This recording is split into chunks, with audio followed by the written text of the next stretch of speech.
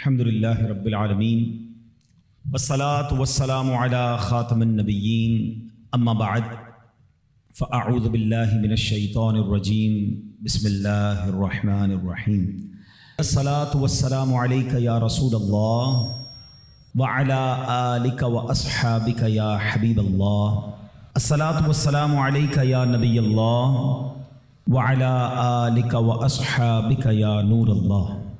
درود پاک پڑھنے کے بے شمار فضائل و برکات ہیں۔ اسلام کے پہلے خلیفہ حضرت ابوبکر صدیق رضی اللہ تعالی عنہ فرماتے ہیں، حضور اکرم نور مجسم صلی اللہ تعالی علیہ وسلم پر درود پڑھنا پانی سے آگ کو بجھانے سے بھی زیادہ تیزی سے گناہوں کو مٹانے والا ہے، اور آپ علیہ الصلوۃ والسلام پر سلام بھیجنا غلام آزاد کرنے سے افضل ہے۔ آپ ذرا غور کریں کہ پانی آگ پہ ڈالیں تو جتنی تیزی سے آگ بجھتی ہے، فرمایا ایسے گناہ مٹتے چلے جاتے ہیں، یعنی دوسرے لفظوں میں گناہوں کی وجہ سے جہنم کی آگ بڑھ رہی ہے۔ اگر آپ اس آگ کو اس گناہوں کی آگ کو بجھانا چاہتے ہیں تو درود پاک پڑھتے چلے جائیں، اللہ کی رحمت سے گناہ معاف ہوتے جائیں گے، آگ بھی بجھتی چلی جائے گی انشاءاللہ۔ اور فرمایا کہ نبی پاک علیہ الصلوۃ والسلام پر درود بھیجنا، سلام بھیجنا غلام آزاد کرنے سے افضل ہے۔ تو اب ہمیں چاہیے کہ ہم چلتے پھرتے اٹھتے بیٹھتے کثرت کے ساتھ درود پاک پڑھیں۔ سیدی اعلیٰ حضرت کیا خوبصورت اشعار لکھتے ہیں نا، اپنے خطاواروں کو اپنے ہی دامن میں لو، اپنے خطاواروں کو اپنے ہی دامن میں لو، اپنے خطاواروں کو اپنے ہی دامن میں لو، اپنے ہی دامن میں لو، کون کرے یہ بھلا تم پہ کروڑوں درود، کون کرے یہ بھلا۔ کوئی غلطی کرنے والے، مسٹیک کرنے والے، نہ ماننے والوں کو دامن میں چھپاتا ہے؟ ہماری کوئی بات نہ مانے ہم دور کر دیتے ہیں، یار یہ تو بات ہی نہیں مانتا، ایک بار سمجھایا، دو بار سمجھایا، بلکہ ماں باپ بچے کو گھر سے نکال دیتے ہیں، مگر آقا وہ ہیں کہ خطا بھی انہی کی دربار میں کرتے ہیں، اور جب آقا کے پاس جاتے ہیں تو نبی پاک دامن میں بھی چھپا لیتے ہیں۔ اپنے خطاواروں کو اپنے ہی دامن میں لو، اپنے خطاواروں کو اپنے ہی دامن میں لو، اپنے خطاواروں کو اپنے ہی دامن میں لو، اپنے ہی دامن میں لو، کون کرے یہ بھلا تم پہ کروڑوں درود، کون کرے یہ۔ بندہ جس کا جرم کرتا ہے نا اس سے دور بھاگتا ہے، حکومت کا جرم کرے تو حکومت والوں اور پولیس والوں سے چھپتا ہے، مگر میرے آقا وہ ہے کہ بندہ جرم تو انہی کی کر رہا ہے، نافرمانی انہی کی کر رہا ہے، مگر جا کے چھپتا بھی انہی کے دامن میں ہے، اور آقا دامن میں چھپا بھی لیتے ہیں، دور نہیں کر دیتے کہ تم نے میری جرم کی ہے، میری خطا کی، میرے پاس کیوں آئے ہو۔ دنیا میں لوگ چور سے، ڈاکو جو ہوتا ہے چور ہوتا ہے، مجرم ہوتا ہے، پولیس سے چھپتا ہے، آقا کی شان یہ ہے کہ خطاوار بھی ان کے، مجرم بھی ان کے، اور جا کے چھپتے بھی انہی کے دامن میں ہیں۔ اعلیٰ حضرت کہتے ہیں کر کے تمہارے گناہ مانگے تمہاری پناہ، کر کے تمہارے گناہ مانگے تمہاری پناہ، کر کے تمہارے گناہ مانگے تمہاری پناہ، مانگے تمہاری پناہ، تم کہو دامن میں آ تم پہ کروڑوں درود، تم کہو دام۔ تو اب نیت کر لیں انشاءاللہ کثرت کے ساتھ درود پاک پڑھیں گے انشاءاللہ۔ آئیے مل کر محبت کے ساتھ بآواز بلند درود پاک پڑھ لیں۔ صلو علی الحبیب صلی اللہ تعالی علی محمد۔ صلی اللہ علیہ وسلم۔ مسلمانوں کے پہلے خلیفہ امیر المومنین حضرت ابو بکر صدیق رضی اللہ تعالیٰ عنہ کمال کی ہستی ہیں، کمال کی شخصیت ہیں، ایسی ہستی ہیں کہ جب بھی ان کا نام لیتے ہیں تو ایمان تازہ ہو جاتا ہے۔ ایک بڑا ہی کمال کا واقعہ آپ کے ایمان لانے کے حوالے سے، بہت سارے واقعات ملتے ہیں، مختلف واقعات ملتے ہیں، آپ کے ایمان لانے کا واقعہ بڑا نرالا ہے۔ آپ نبی پاک علیہ الصلوۃ والسلام کے بڑے قریبی دوستوں میں سے ہیں۔ 18 سال عمر تھی آپ کی، نبی پاک علیہ الصلوۃ والسلام کی 20 سال عمر تھی جب سے دوستی ہو گئی۔ ابھی نبی پاک علیہ الصلوۃ والسلام نے اعلان نبوت نہیں فرمایا تھا، میرے آقا نے اعلان نبوت جب عمر مبارک 40 سال ہوئی جب فرمایا۔ اب کیسی دوستی تھی کہ بی بی عائشہ صدیقہ طیبہ طاہرہ رضی اللہ تعالی عنہا فرماتی ہیں کوئی دن ایسا نہیں گزرتا تھا جب نبی پاک ہمارے گھر تشریف نہ لاتے تھے، چونکہ دونوں کی طبیعت میں نفاست تھی، اللہ وحدہ لا شریک کے رب مانتے تھے۔ حضرت ابوبکر صدیق نے کبھی بھی کسی بت کے آگے سجدہ نہیں کیا تھا، تو آپ نبی پاک کی طبیعت کے قریب آ گئے اور دوستی بڑی مضبوط ہو گئی۔ اب اعلان نبوت کا سال آ گیا، وہ وقت آ گیا کہ جب نبی پاک نے اعلان نبوت کرنا تھا۔ حضرت ابوبکر صدیق رضی اللہ تعالیٰ عنہ بزنس مین بھی تھے، تاجر بھی تھے، آپ تجارت کے لیے سفر کرتے تھے، تو ایک سفر کے لیے شام گئے۔ جب وہاں گئے تو رات ہو گئی، آپ کے ساتھ ایک غلام بھی تھا۔ اب ماجرا یہ ہوا کہ رات گزارنے کے لیے کوئی جگہ چاہیے تھی، تو ایک گرجا گھر تھا، عیسائیوں کی عبادت گاہ، ٹھیک ہے۔ اب آپ نے دیکھا کہ اور کوئی جگہ تو نہیں، تو یہیں عبادت گاہ میں ہی رات گزار لیتے ہیں، تو آپ نے دروازہ کھٹکھٹایا، آپ کے غلام نے، اندر سے کوئی غلام نکلا یا کوئی کام کرنے والا نکلا، کہا کہ میرے ساتھ میرے آقا ہیں اور ہمیں رات یہاں گزارنی ہے، سرد رات ہے، اندھیری رات ہے۔ اس نے کہا میں بتاتا ہوں۔ وہ بندہ اندر گیا، اور جو گرجا گھر میں بڑا پادری تھا، جس کو آپ کہیں کہ راہب تھا، اس نے اس سے پوچھا، تو اس نے بتایا کہ ہمارے گرجا گھر میں وہی رات گزار سکتا ہے جس نے کبھی کوئی گناہ نہ کیا ہو، کبھی کوئی اللہ کی نافرمانی نہ کی ہو۔ اس نے باہر آ کر بتایا کہ ہمارے راہب تو یہ کہتے ہیں۔ تو کہا تمہارے پاس کیا ایسا طریقہ ہے کہ تم پہچان لوگے کہ بندے نے گناہ کیا نہیں کیا، خطا کی کہ نہیں؟ کہ یہ مجھے نہیں پتا۔ ان کا کہنا یہ اندر وہی آ سکتا ہے جس نے کوئی گناہ نہ کیا ہو۔ بہرحال جب واپس وہ بندہ اندر جانے لگا تو اس راہب نے کہا پہلے یہ تو پوچھو جو باہر آئے ان کا نام کیا ہے؟ تو حضرت ابوبکر صدیق کے خادم نے بتایا کہ میرے آقا کا نام ابو بکر ہے۔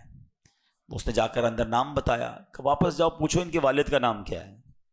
واپس آئے کہ میرے والد کا نام ابو قحافہ ہے۔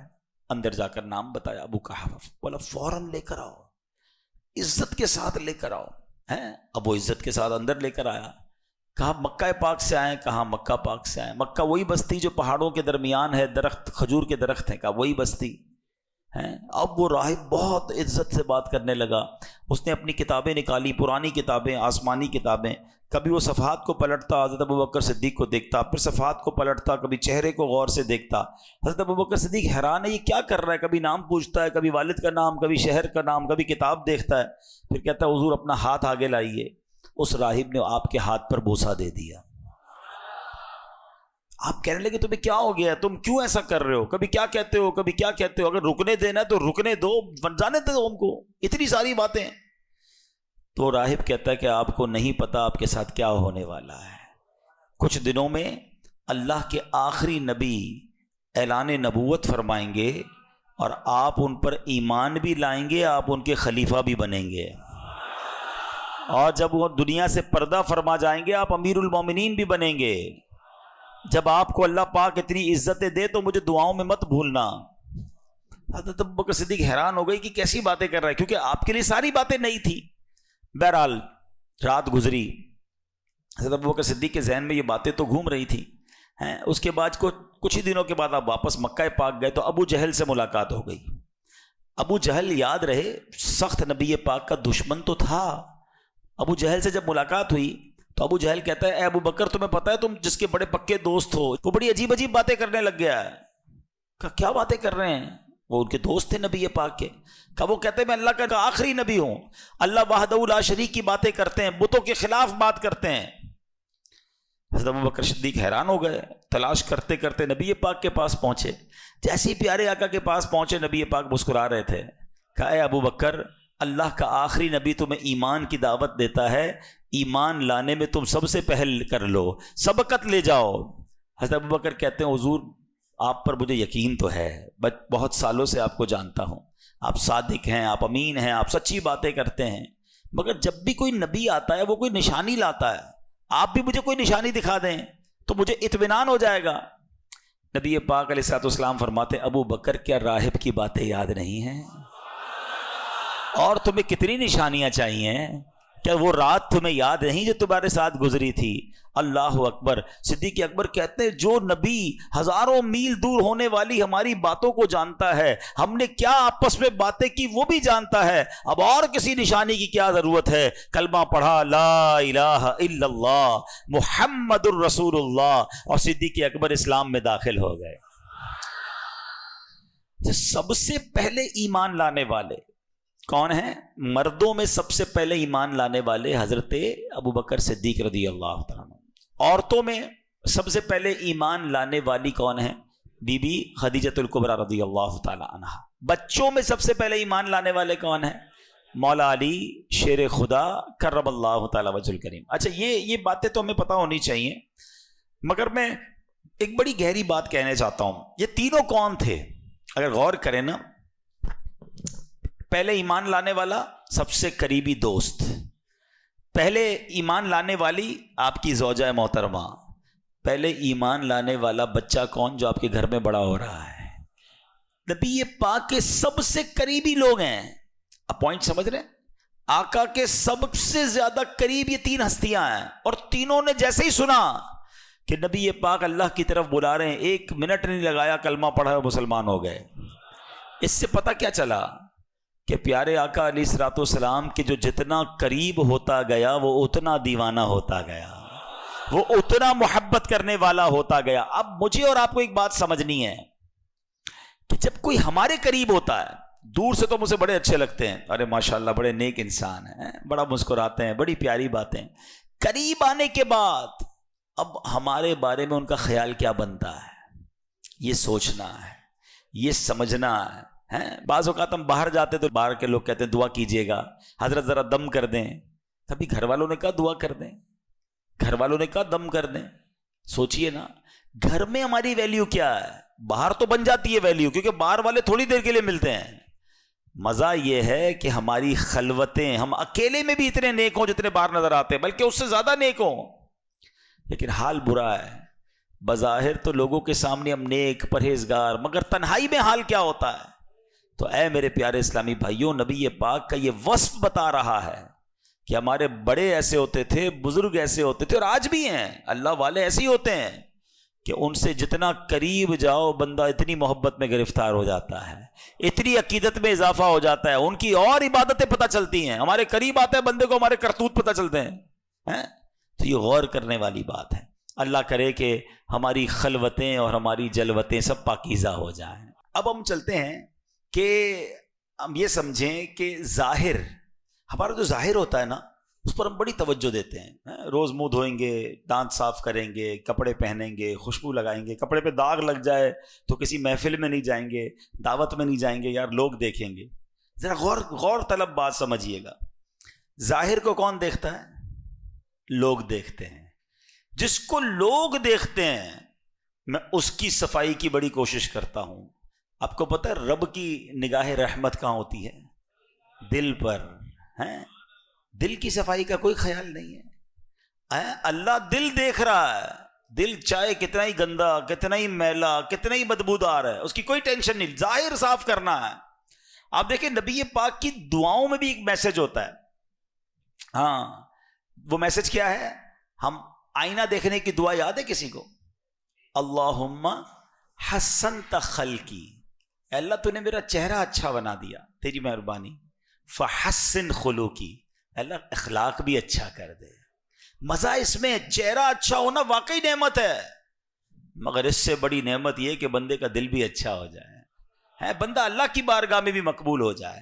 تو ہمیں یہ سوچنا ہے کہ ہم باطن کی صفائی، اندر ہمارا صاف ہو، دل اجیالا ہو، گناہوں بھرا نہ ہو، اس کی فکر کرنی چاہیے. احادیث میں مضمون ملتا ہے کہ اللہ کریم تمہارے مالوں اور تمہارے چہروں پر نظر نہیں فرماتا، اللہ تمہارے دلوں پر نظر فرماتا ہے.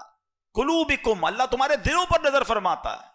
اللہ کرے کہ ہم ہمارے اپنے دلوں کو صاف کرنے والے بن جائیں. صدیق اکبر رضی اللہ تعالیٰ عنہ کے بارے میں مزید آتا ہے کہ آپ کے ایمان کا عالم کیا تھا کہ سورہ آل عمران آیت نمبر 79 میں اللہ پاک ارشاد فرماتا ہے کونو ربانیین، یعنی اللہ والے ہو جاؤ. حضرت ابو عباس عطا رحمۃ اللہ تعالی کی خدمت میں سوال ہوا، اس آیت کریمہ میں اللہ پاک نے ہمیں کس جیسا ہونے کا حکم دیا ہے؟ کیونکہ اللہ نے تو یہ فرمایا کہ اللہ والے ہو جاؤ. آئے ہائے، حضرت ابو عباس عطا فرماتے ہیں کہ ہمیں اس آیت میں حکم دیا جا رہا ہے کہ صدیق اکبر جیسے ہو جاؤ. اچھا، اس کی وجہ بیان فرمائی، کیونکہ جیسے ربانی یعنی اللہ والے صدیق اکبر ہیں، انبیاء کرام کے بعد کائنات میں ایسا اللہ والا کوئی ہے ہی نہیں. ہائے ہائے ہائے، حضرت صدیق اکبر ایسے اللہ والے ہیں. آپ کا اللہ پاک پر، توحید پر ایسا کامل ایمان ہے کہ زمانے کا کوئی حادثہ، یہاں تک کہ پوری زمین ادھر سے ادھر ہو جائے، پھر بھی آپ کے دل پر اس کا کوئی اثر یعنی ایفیکٹ نہیں ہوتا. آپ کے دل میں ایمان پوری آن بان اور شان کے ساتھ قائم رہتا ہے.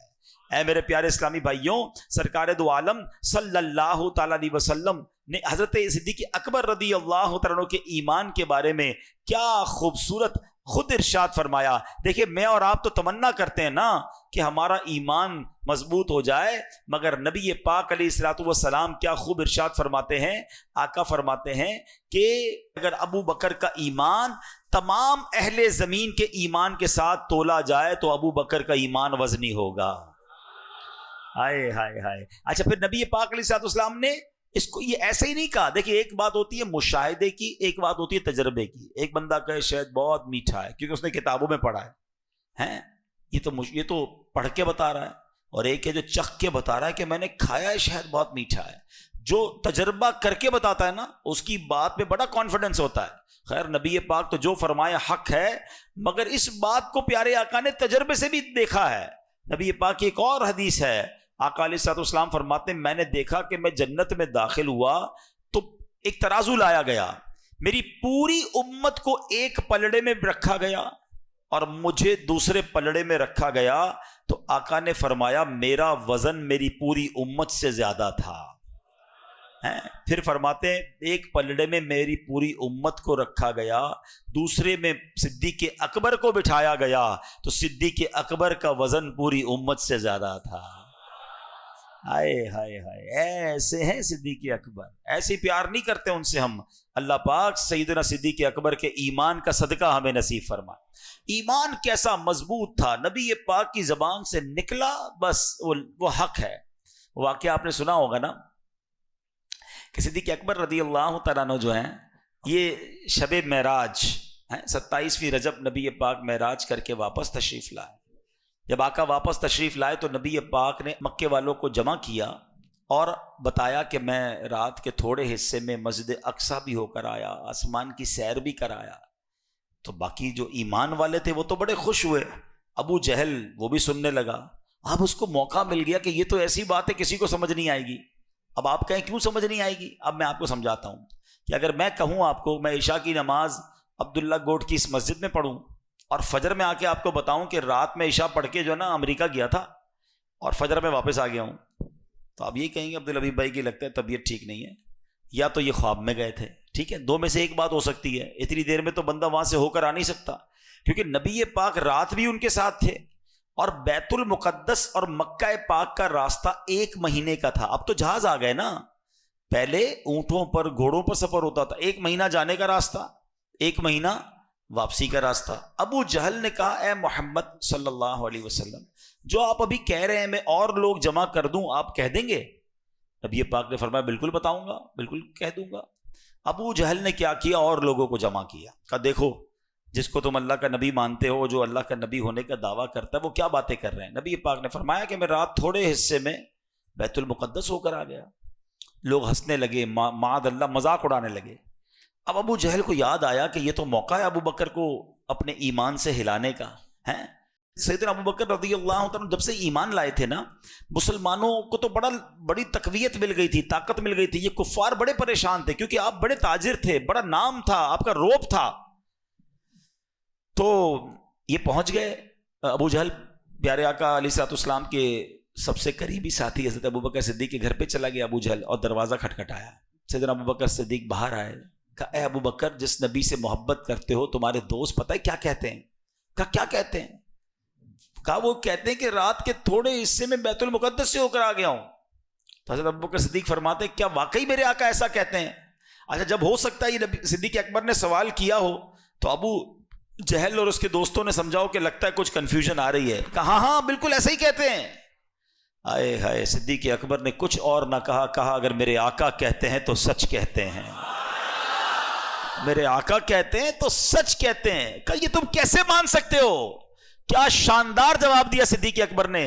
آپ فرماتے میں تو اس سے بڑی خبروں کو مانتا ہوں. وہ بتاتے ہیں میرے پاس جبرائیل آتے ہیں، آسمان سے فرشتہ آتا ہے، وہ اللہ کی وحی لے کر آتا ہے، میں تو دیکھتا نہیں، میں وہ بھی مانتا ہوں. ارے وہ فرماتے جنت ہے، دوزخ ہے، قیامت آنے والی ہے، اللہ ایک ہے، وحدہ لا شریک ہے. میں نے رب کو نہیں دیکھا، میرے آقا فرماتے میں نے رب کو مانا. وہ کہتے جبرائیل آتے ہیں، میں نے جبرائیل کو مانا. وہ کہتے قرآن اترتا ہے، میں نے قرآن کو مانا. ارے جب آسمانی باتیں مانتا ہوں تو یہ تو ویسی زمینی بات ہے، میرے آقا نے فرمایا تو حق فرمایا.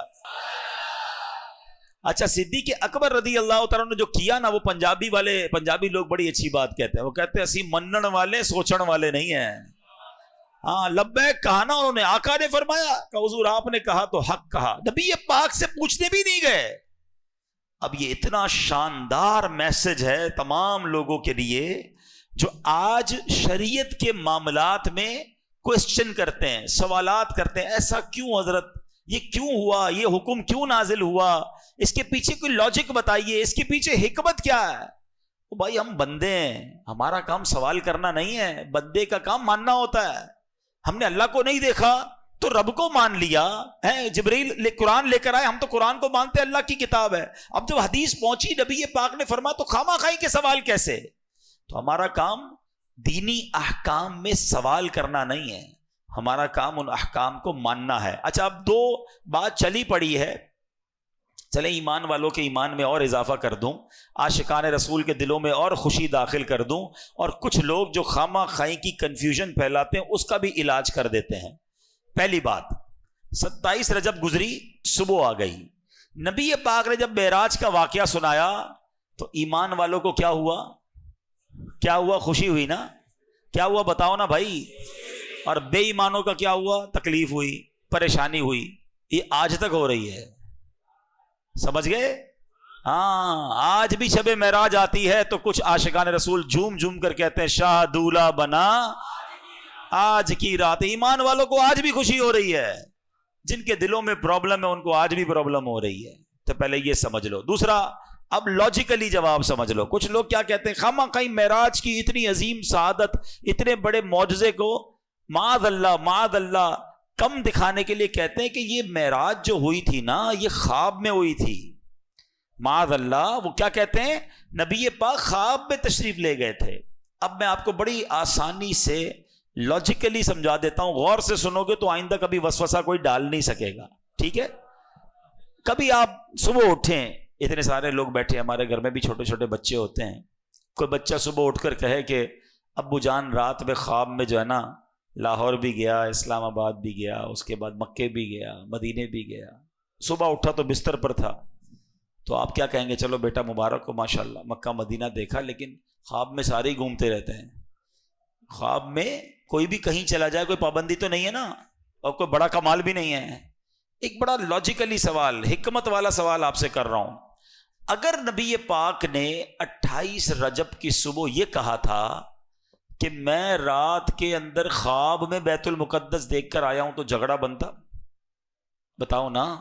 نہیں نا. اگر آقا یہ فرماتے کہ میں خواب میں بیت المقدس گیا تو کسی کو کیا اعتراض ہوتا؟ یہ ابو جہل اور اس کی کمپنی کا اعتراض ہی بتا رہا ہے کہ نبی پاک نے دعویٰ یہی کیا تھا کہ میں جسمانی طور پر بیت المقدس گیا تھا. سمجھ آ گئی بات؟ جو ان کا جھگڑا بننا ہے نا، کہتے ہیں نا ہر کام میں اللہ کی حکمت ہوتی ہے، وہ اعتراض جو کر رہے ہیں نا، کتابوں میں لکھا کہ یہ اعتراض کر رہے ہیں، مذاق اڑا رہے ہیں، صدیق اکبر کے گھر جا رہے ہیں، یہ سب چیزیں بتا رہی ہیں کہ میرے آقا نے اس دن جو اعلان کیا تھا نا، وہ اعلان یہی تھا کہ میں جسمانی طور پر بیت المقدس گیا تھا۔ ایمان والوں نے اس وقت بھی مانا تھا، ایمان والے آج بھی مان رہے ہیں، اور انشاءاللہ قیامت تک مانتے رہیں گے۔ رہے گا یوں ہی ان کا چرچا، رہے گا یوں ہی ان کا چرچا، رہے گا پڑے خاک ہو جائیں جل جانے والے، پڑے خاک ہو جائیں۔ تو انشاءاللہ صدیق اکبر کی ادا کو ادا کریں گے اور ہر معراج کی صبح خوشیاں منائیں گے انشاءاللہ۔ تو کیا کمال کی ہستی ہیں صدیق اکبر رضی اللہ تعالیٰ کا جو ایمان تھا نا، کیا ایمان، کیا مضبوطی، نبی پاک کے فرمان پر یقین، سبحان اللہ۔ کئی واقعات ہیں ایسا ایمان مضبوط تھا کہ حضرت غزوہ تبوک کا موقع ہے، حضرت عمر فاروق رضی اللہ تعالیٰ عنہ کہتے ہیں ہر بار صدیق اکبر نیکیوں میں آگے بڑھ جاتے ہیں، اس بار میرے پاس تھوڑے پیسے زیادہ ہیں، اس بار میں نے نیکیوں میں آگے بڑھنا ہے۔ تو کیسے آگے بڑھنا ہے؟ انہوں نے کیا کیا، مسلمانوں کو مال کی ضرورت تھی تو آدھا مال لیا اور نبی پاک صلی اللہ علیہ وسلم کے قدموں میں پہنچ گئے، آقا کی خدمت میں پیش کر دیا۔ نبی پاک نے فرمایا اے عمر کتنا لائے ہو؟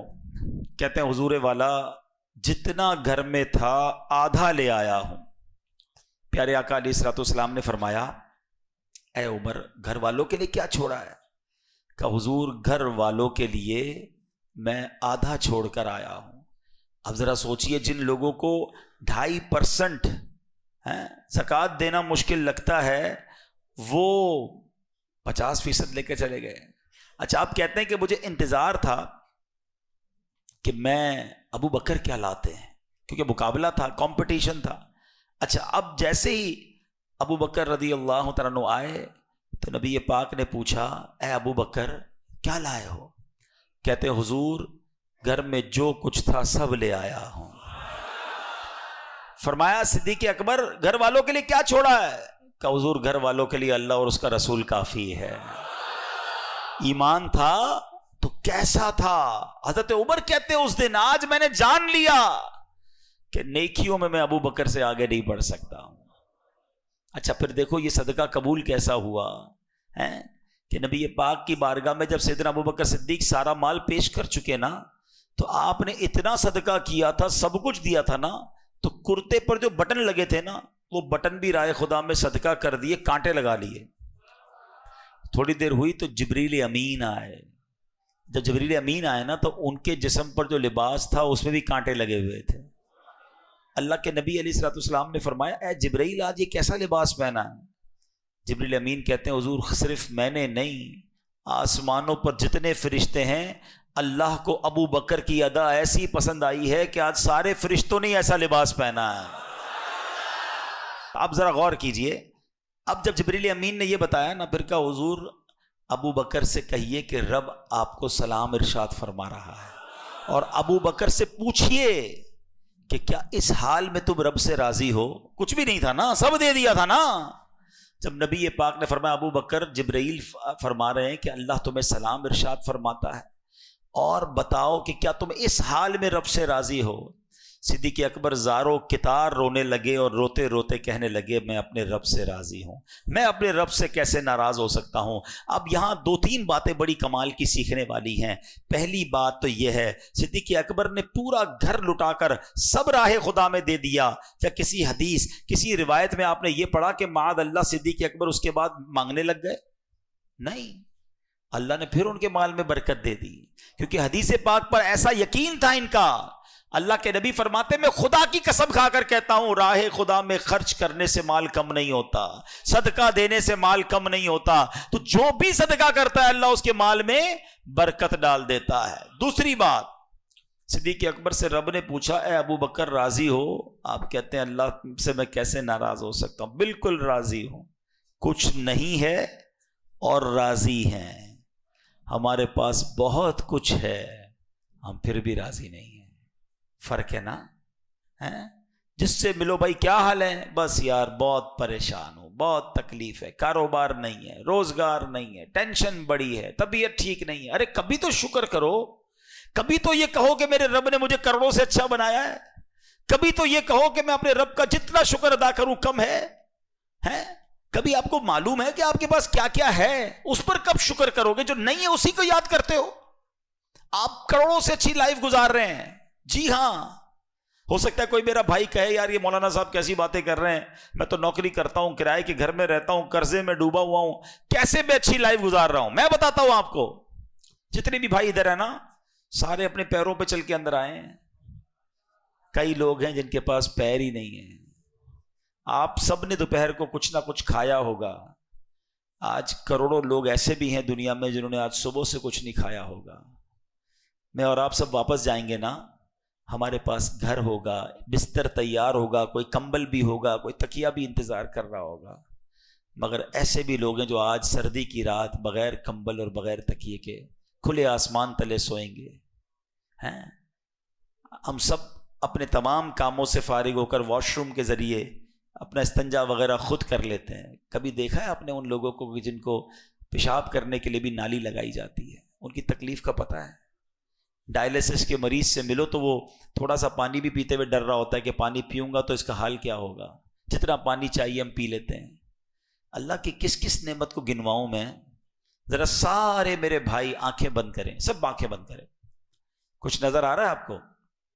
کچھ بھی نظر نہیں آ رہا، اندھیرا نظر آ رہا ہے۔ اب آنکھیں کھول دیجئے، سب نظر آنے لگ گیا۔ تھوڑی دیر پہلے جو آپ کو اندھیرا نظر آ رہا تھا نا، جو نابینا ہوتا ہے نا اس کو صرف یہی نظر آتا ہے، ساری زندگی یہی نظر آتا ہے۔ کبھی ان آنکھوں کا شکر ادا کیا ہے؟ اللہ نے اندھا نہیں بنایا، اللہ نے لنگڑا نہیں بنایا، اللہ نے بغیر ہاتھ کے پیدا نہیں کیا ہے۔ لوگ پیدا ہوتے ہیں نا، ایک گردے والے پیدا ہوتے ہیں، دل میں سوراخ ہوتے ہیں، کیسی کیسی بیماری آج تو ہم سن رہے ہیں۔ کب شکر ادا کرو گے؟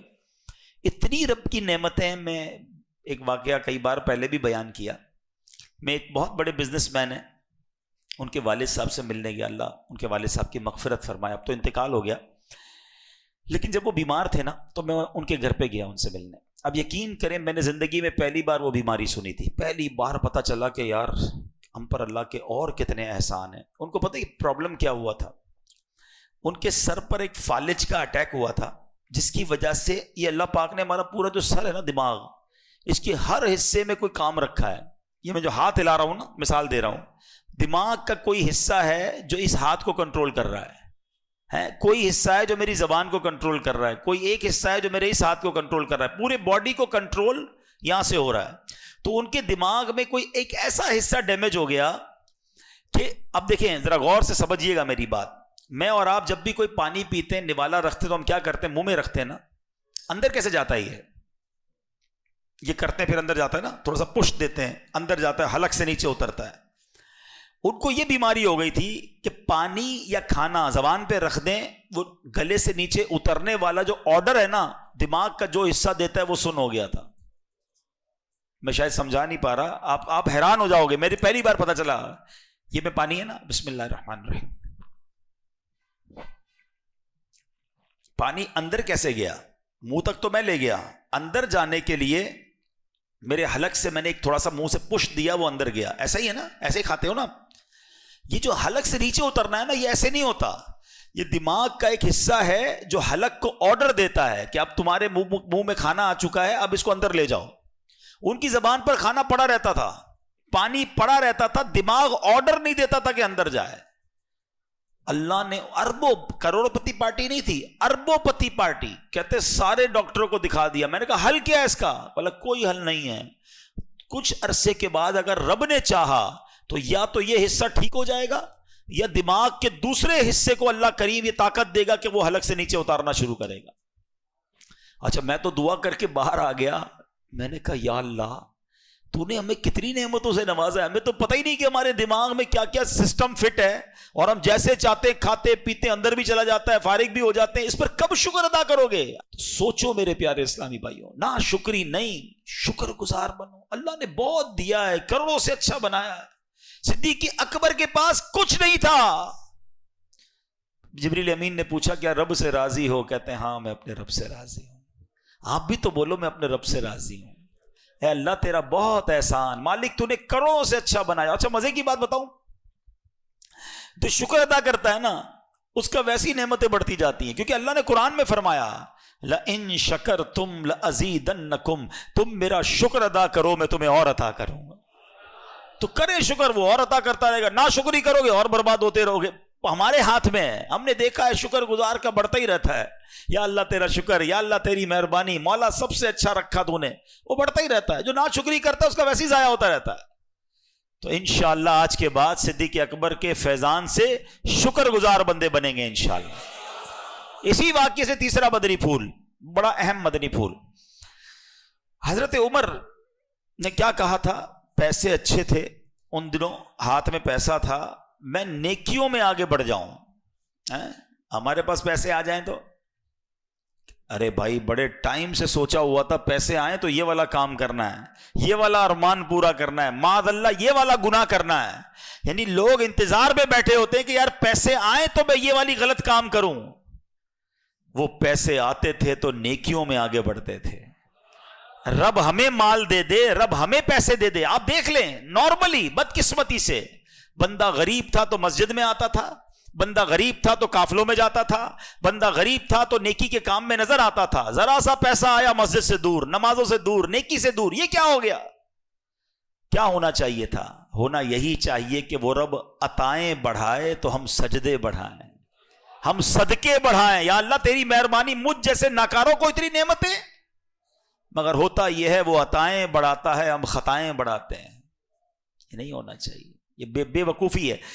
چوتھی بات, ایک ہی واقعے سے دیکھو کتنا کچھ سیکھنے کو مل رہا ہے. صحابہ کا کمپٹیشن کیا تھا؟ نیکیوں میں آگے بڑھنا ہے. ہمارا کمپٹیشن کیا ہے؟ مال میں آگے بڑھنا ہے. اس کا گھر میرا اس سے بڑا ہونا چاہیے, اس سے اچھا موبائل ہونا چاہیے میرا, اس سے اچھی گھڑی ہونی چاہیے, اس سے اچھی گاڑی ہونی چاہیے. کسی کو دیکھا ہمیں ٹینشن شروع ہو جاتی ہے, ارے یہ کب تک مقابلہ کرو گے؟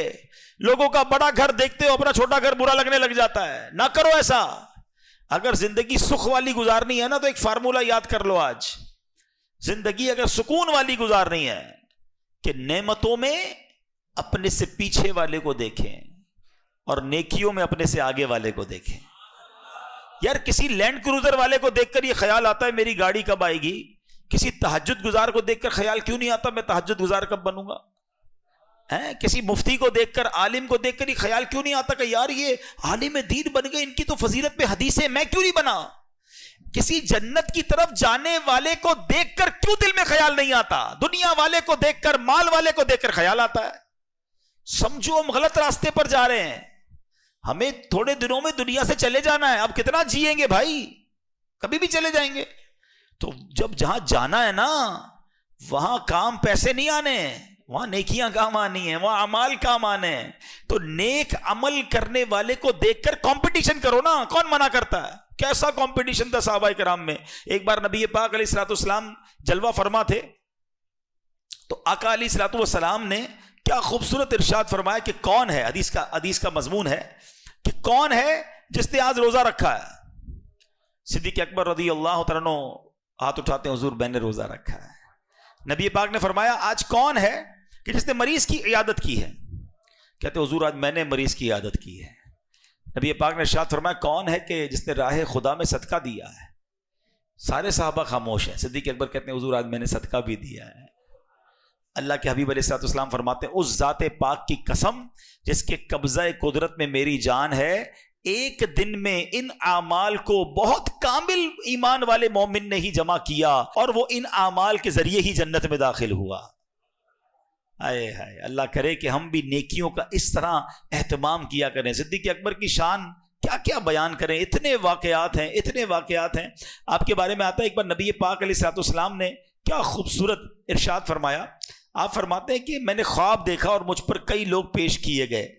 انہوں نے قمیص پہن رکھی تھی، کسی کی قمیص سینے تک تھی، کسی کی گھٹنے تک تھی، اور کسی کی قمیص ناف تک تھی، کسی کی آدھی پنڈلی تک تھی. اور مجھے عمر فاروق دکھائے گئے، ان کی قمیص ان کے پاؤں کے بھی نیچے کی تھی، گھسٹ رہی تھی. تو صحابہ کرام نے پوچھا یا رسول اللہ اس پر آپ نے کیا تعبیر کیا، اس خواب کی تعبیر کیا ہے؟ تو آقا علیہ الصلوۃ والسلام نے فرمایا کہ جس کی قمیص سینے تک تھی وہ کمزور ایمان والے تھے، جن کی قمیص ناف تک تھی وہ تھوڑا اس سے زیادہ ایمان والے تھے، جن کی آدھی پنڈلی تک تھی وہ اس سے مضبوط ایمان والے تھے. عمر فاروق کی قمیض ان کے قدموں سے نیچے گھسٹ رہی تھی کہ عمر فاروق کامل ایمان والے تھے. ہائے ہائے، مضبوط ایمان والے تھے. اللہ اکبر. لیکن حضرت عمر جن کے بارے میں نبی پاک نے فرمایا کہ ان کا ایمان اتنا مضبوط ہے، حضرت عمر کہتے ہیں کہ میری خواہش ہے کہ کاش میں ابو بکر کے سینے کا ایک بال ہوتا. یہ مرتبہ صدیق اکبر رضی اللہ عنہ کا ہے. ایک بار نبی پاک علیہ الصلوۃ والسلام اور بی بی عائشہ صدیقہ طیبہ طاہرہ رضی اللہ تعالی عنہا کہیں جلوہ فرما تھے. رات کا وقت تھا، آسمان پر ستارے ہیں. کبھی کبھی آسمان پر ستارے بہت پیارے لگتے ہیں، شہروں میں تو کم نظر آتے ہیں، کبھی کھلی فضا میں جائیں، گاؤں میں جائیں، مدنی قافلے میں جائیں تو نظر آتے ہیں. تو پیارے آقا علیہ الصلوۃ والسلام اور بی بی عائشہ جلوہ فرما ہے. بی بی عائشہ پوچھتی ہیں نبی پاک سے حضور کتنے سارے ستارے ہیں، کیا حضور کوئی ایسا بھی ہے جس کی ستاروں جتنی نیکیاں ہوں، جتنے تارے ہیں کیا کوئی ایسا ہے جس کی اتنی ساری نیکیاں ہوں؟ نبی پاک علیہ الصلوۃ والسلام نے فرمایا ہاں عمر ایسا ہے کہ جس کی اتنی ساری نیکیاں ہیں. حضرت عمر کی نیکیاں جتنے آسمان پر تارے ہیں. اچھا بی بی عائشہ بیٹی کن کی ہیں؟ حضرت ابو بکر صدیقی. انہوں نے تو حضرت عمر کی تعریف سنی، کہتے حضور پھر میرے والد کی کتنی نیکیاں ہیں. بیٹی تو باپ کے لیے سوال کرے گی نا، بڑا محبت والا انداز ہے کہ حضور میرے بابا جان کی کتنی نیکیاں ہیں. نبی پاک نے کیا خوب فرمایا ابو بکر کی غار ثور والی ایک نیکی عمر کی تمام نیکیوں سے زیادہ ہے. تو یہ شان ہے حضرت عمر فاروق کی بھی اور صدیق اکبر. اور خود حضرت عمر فاروق فرمایا کرتے تھے جس کا مضمون ہے کہ مجھ سے میری ساری نیکیاں لے لی جائیں اور ابو بکر کی وہ غار ثور والی نیکی مجھے مل جائے. تو سبحان اللہ، وہ ہستیاں ہیں یہ. اللہ ان کے صدقے ہمیں خوب نیکیاں کرنے کی توفیق عطا فرمائے، ہمیں علم دین سیکھنے کا شوق نصیب فرمائے. اللہ اپنی راہ میں دل کھول کر ہمیں خرچ کرنے کی بھی توفیق عطا فرمائے. آخری بات صدیق اکبر کے بارے میں پھر میں اپنے بیان کو ختم کرتا ہوں کہ جب یہ آپ نے اللہ کی راہ میں سب کچھ دے دیا نا، صدیق اکبر خود فرماتے ہیں جس دن میں نے قرآن پاک میں وما من دابۃ فی الارض الا علی اللہ رزقها، اللہ قرآن میں کیا فرماتا ہے؟ زمین پر چلنے والا کوئی ایسا نہیں جس کا رزق اللہ کے ذمہ کرم پر نہ ہو. آپ کہتے ہیں جب سے میں نے یہ آیت پڑھ لی ہے خدا کی قسم میں نے روزی کی فکر ہی چھوڑ دی ہے. جب اللہ نے زمین پر چلنے والے ہر کسی کے لیے چونٹی کے لیے بھی رزق لکھ دیا ہے تو مجھے بھی عطا فرمائے گا. روزی کے لیے اتنی ٹینشن جو لوگ لے کے بیٹھے ہوتے ہیں نا، یار کل کیا ہوگا، اگلی مارکیٹ پتہ نہیں کہاں چلی جائے گی، سال بعد کیا ہوگا، 5 سال بعد کیا ہوگا، اسی ٹینشن میں رہتے ہیں. دیکھیں اللہ کریم نے ہم سب کی روزی لکھی، وہ مل کر رہے گی. جس کی گارنٹی ہے نا اس کی فکر ہمیں زیادہ ہے، جس کی گارنٹی نہیں اس کی فکر ہی نہیں ہے. دیکھیں نا مغفرت کی فکر نہیں ہے، مغفرت کی ٹینشن کون لے رہا ہے؟ ایمان سلامت رہنے کی گارنٹی نہیں ہے. ہم میں سے کس کو یہ فکر ہے کہ میرا ایمان سلامت رہے گا کہ نہیں؟ سب کو ٹینشن یہی ہے کل کیا ہوگا، مارکیٹ کا کیا ہوگا، آگے نوکری کا کیا ہوگا، کاروبار کا کیا ہوگا، ایک دکان کو 2 دکان کیسے کروں گا، اتنی ٹینشن لی ہوئی ہے. تو اے میرے پیارے اسلامی بھائیوں، جس بات کی گارنٹی نہیں ہے نا اس بات کی فکر کرو، ایمان کی سلامتی کی، مغفرت کی، قبر روشن ہو جائے اس کی فکر کریں. اللہ کرے کہ صدیق اکبر رضی اللہ تعالیٰ عنہ کا ہمیں فیضان نصیب ہو جائے. ہم ان کے صدقے اپنی آخرت کی تیاری کرنے کی جو ہے وہ فکر کریں. آپ کو علم دین کا پتہ ہے کیسا شوق تھا، آپ کا ایمان کیسے اتنا مضبوط ہو گیا. خود فرماتے ہیں کہ آپ بارگاہ رسالت میں حاضر ہوتے اور نبی پاک سے روز ایک ہی سوال پوچھتے، یا رسول اللہ صلی اللہ تعالیٰ علیہ وسلم ایمان کیسے کہتے ہیں؟ نبی پاک ایمان کا ایک درجہ بیان کرتے. صدیق اکبر گھر جا کر اس پر عمل کرتے، اگلے دن آ کر پھر سوال کرتے حضور ایمان کسے کہتے ہیں؟ نبی پاک اگلا درجہ بیان کرتے، آپ گھر جاتے اس پر عمل کرنا شروع کر دیتے، پھر آ کے سوال کرتے حضور ایمان کسے کہتے ہیں؟ حضور اور اوپر کا درجہ بیان کرتے۔ علماء فرماتے عمل کرتے رہے، ایک ایک درجہ طے کرتے رہے، یہاں تک کہ ایمان کے بلند ترین درجے پر پہنچ گئے۔ سیکھنے کا جذبہ، سوال کا جذبہ، بزرگوں کی بارگاہ میں حاضری کا جذبہ۔ ہم میں سے کون ہے جو مفتی صاحب کے پاس جاتا ہے؟ کون ہے جو عالم دین کے پاس جا کر کوئی سوال پوچھتا ہے؟ ٹائم ہی نہیں ہے۔ دوستوں میں بیٹھنے کے لیے گھنٹوں ہیں، معاذ اللہ موبائل پر گھنٹوں گزار دیں گے۔ علماء کے پاس، مفتیان کرام کے پاس، علم دین کی مجلس میں نہیں آتے۔ بدری قافلوں میں سفر کیا کریں تو انشاءاللہ عمل کرتے رہیں گے، علم سیکھتے رہیں گے، ایک دن آئے گا ہمارا ایمان بھی اور مضبوط ہو جائے گا۔ اللہ سے دعا کرتے ہیں اللہ ہم سب کے ایمان کی حفاظت فرمائے۔ امیر اہل سنت کے شعر پر اپنے بیان کا اختتام کرتا ہوں کہ اللہ صدیق اکبر کے ایمان کے صدقے ہم سب کے ایمان کی حفاظت فرمائے۔ مسلمان ہے عطار تیری عطا سے، مسلمان ہے عطار تیری عطا سے، ہوئی ایمان پر خاتمہ یا الہی۔